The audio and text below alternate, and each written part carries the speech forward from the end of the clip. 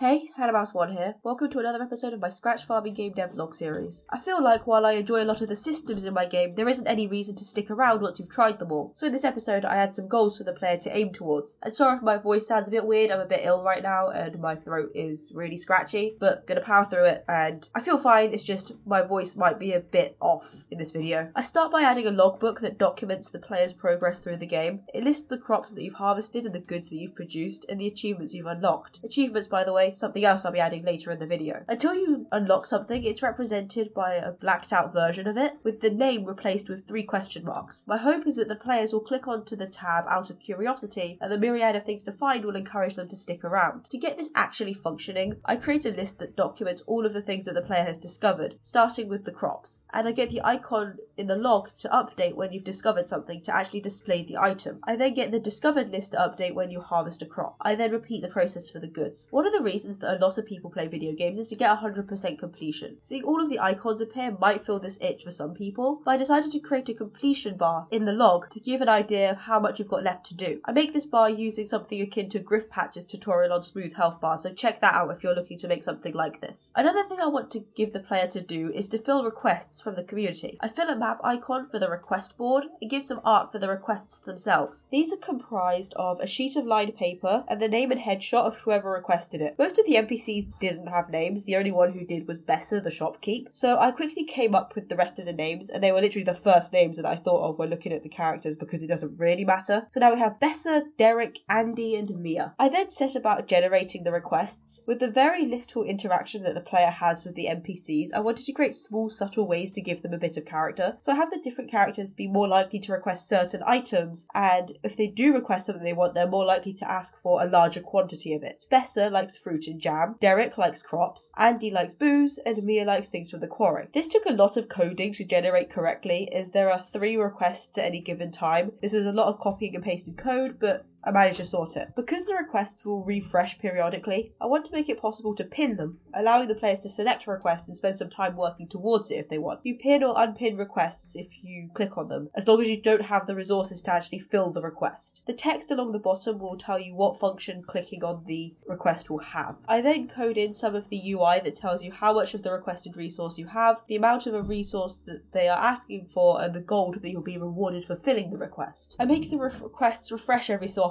if the player is not currently looking at the board and the request isn't pinned. Also, I make it so that they can request more of an item as you progress through the game. I coded the functionality to let you complete requests. This has to remove the item from your inventory, give you the monetary reward, and cause the request itself to disappear. I then create a background for the bulletin board. It's the outline of the board with a hint of sky peeking through at the top. I then go on to add in achievements, just another thing to drive the 100%ers round the bend. I added 5 this episode, but I might add in a couple more if I can think of them. Right now there are achievements for harvesting every crop, producing every good, upgrading every tool, filling requests, and spending money. And there are different levels of each. Harvesting 1 of every crop lets you get the bronze achievement, harvesting 10 gets you silver, and 100 gets you gold. Like the crops and goods, the achievements show their name, but they also show a brief description of what the achievement was for. I reasoned that the player would probably like to see what they did and maybe get a small dopamine hit like, yes, I did do that, didn't I? And want to stick around to get the next one. I get the achievements to factor into your completion percentage, so you have to get all the achievements if you want that bar to fill up all the way. I then go through and make it check to see if you've unlocked the achievements at various points, such as when you harvest a crop or upgrade your tools. This involved creating a record of how much money you've spent, and I had to find every place where you can spend money in the game. I also create a pop-up that will let you know when you've unlocked an achievement. I want the player to be excited when they unlock something rather than annoyed that they have to check the log every time they harvest a crop to see if the icon changed colour. So I'm hoping that seeing a thing pop up in the corner might be a bit less of a hassle. Whenever you unlock an achievement, that achievement is temporarily added to a list. The notification sprite then sees that the list is no longer empty and reacts accordingly, deleting the list item and showing the animation. But that's all I got done this week. I hope you enjoyed this video. Like and subscribe if you did, it lets me know that this is something you want to see more of, and apart from that, I will see you next week with another video. Bye!